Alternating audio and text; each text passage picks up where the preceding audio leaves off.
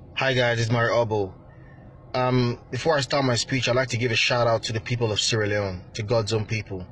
I want to send a shout out to Sierra Leone. Has been through a lot, from the Ebola to the war, now to the mudslides. A lot of things have come against Sierra Leone, but by the grace of God, Sierra Leone will not fall. Sierra Leone will rise. Today I want to talk about the African communities in Western nations. I'm going to try my best to present this speech in a positive light, because I don't know how else to present it. You know what I mean? I'm going to try my best because I want to present my community as a good community, but I don't know if I can with this speech. Now, there's a story that happened. There's something that happened in Australia in 2015. A lot of African Australians may know it, may have heard about it. This guy, right, he's from Ghana, and he had 28 days to. The government gave him 28 days to leave the country because his visa had expired. But he had a girlfriend. He had a beautiful blonde girl. And she didn't want him to go. She loved him deeply, and she told him that she was going to sponsor him, you know what I mean? But they needed about $4,000 at that time to raise the sponsorship, to get the money for the sponsorship.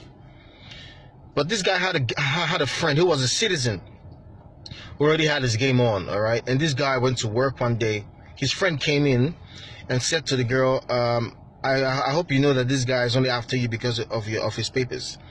As soon as he gets his papers, he's going to leave you. He's going to walk away from you. The girl was like, no. He's like, no, he's my friend. He's married back in Africa. I just want to tell you, you're a beautiful girl. He's married back in Africa. Started showing him photos of his cousin and his cousin's kids. That those were his children, and that was his wife. And she was heartbroken. She started crying.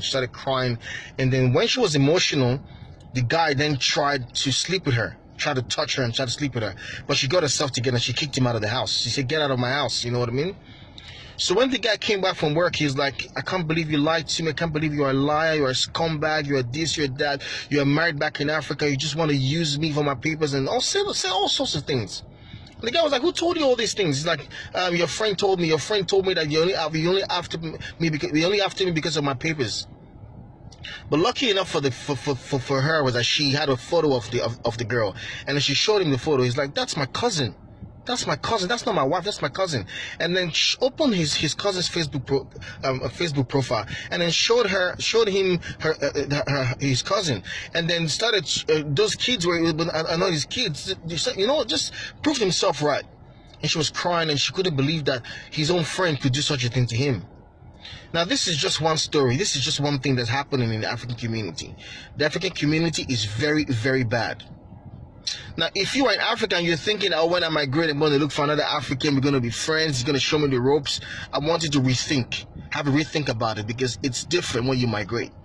The friends that you once knew back in Africa that are now in that Western nation which you intend to migrate to have changed. A lot of things have changed with them.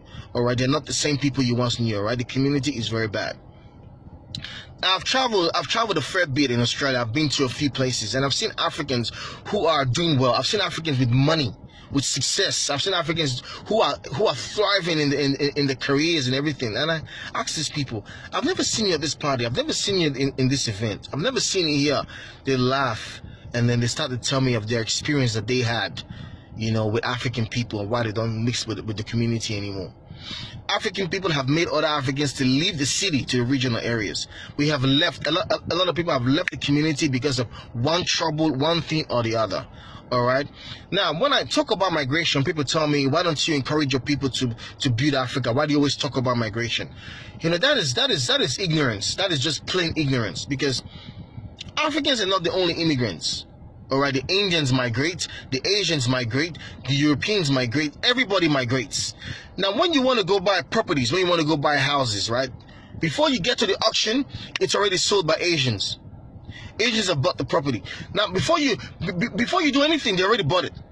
Asians are buying properties in Western nations by the day. They are invading nations through unity. 5-6 families come together, sign an agreement, put money together, buy a house. They go again, come together, buy a house. They are slowly taking over the economies of nations by buying properties, by investing in companies together. Now, there is no high-paying company in any Western nation where Indians don't work in numbers. All right, once they hear that that place is good, they pay good money, they go tell their people. Before you know, you have 10, 15 Indians working in there. And who are these people? They're immigrants as well. If you go to the markets, go look at the transport and the logistics, the Arabs are dominating that industry. If you go look at construction, plumbing, carpentry, building, all the builders, the Arabs are dominating it. There is no place where African people are dominating because of the division of our community, and we are immigrants as well. All right, now, right, you know, there are two times where you feel where Africans get afraid of Africans, two times. The first thing is when you don't have your papers. If you go and approach an African girl, the people will come against that union. They will start to say, oh, it's after you, it's after you, it's after... We just invade, we worship vanity, trivial things. That's why when African people, when we first migrate, we go after white, we hang out with white people. Africans, we see, I've gone to work where I meet African people, you know, with... when I go to work, I stay there. An African will walk into the place of work, will say hello to all the white folks in there, and will never say hello to me. And I'm just right there. And I'm like, wow. Is this how much we now hate ourselves to the point where we tear each other down? All right. Now, many African people are going through hell. All right. Going through hell from other Africans in the nations where they are in. And they're confused and they're sad and they don't know what to do. Many African people have run away from Africans and they're just in one place crying because African people have hurt them and they've destroyed them. They've done everything to pull them down. Now, if you are in that position, I want to tell you right now, right? Get yourself away from that community and go and remember the thing that made you migrate in the first place. And what is so painful, what is so sad is the fact that African people are more religious than anybody else in the world. We go to church, speak in tongues, we are in the mosque, we are praying every day, we are religious, but God is not in our hearts at all. Let me tell you, when I talk about God, right, people say, God is love. If you love one another, you have God living inside of you. If you hate one another, you are a devil. Simple. That's all that it is. African people, we know how to go to church, we know how to pray, we know how to fast, we know how to do whatever we're doing, but we are just devils to one another.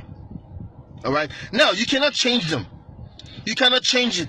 You can speak, you can do unity, blah, blah, blah. You cannot change these people. These are people who have yielded their lives to the devil, who have been separated for destruction by God. Simple. So if you're going through hell from African people, wherever you are, I want you to remember why you migrated. You are in that nation not for making friends. You are in that nation to better your life, to improve your life. So go and get the dollars. In the morning, go to work. At night, go to work. You see me? I'm very selective where I go right now. I used to be very, very open, laughing, chatting with different people, but I'm not that anymore. I'm very, very selective where I go. Right now, you would never see me in a random club. You will never see me going to people's houses. You will never see me at dinner with anybody. I don't care who you are, whatever money you have in your bank account, whatever I don't care. I have a vision for my life. I have ideas and I have goals.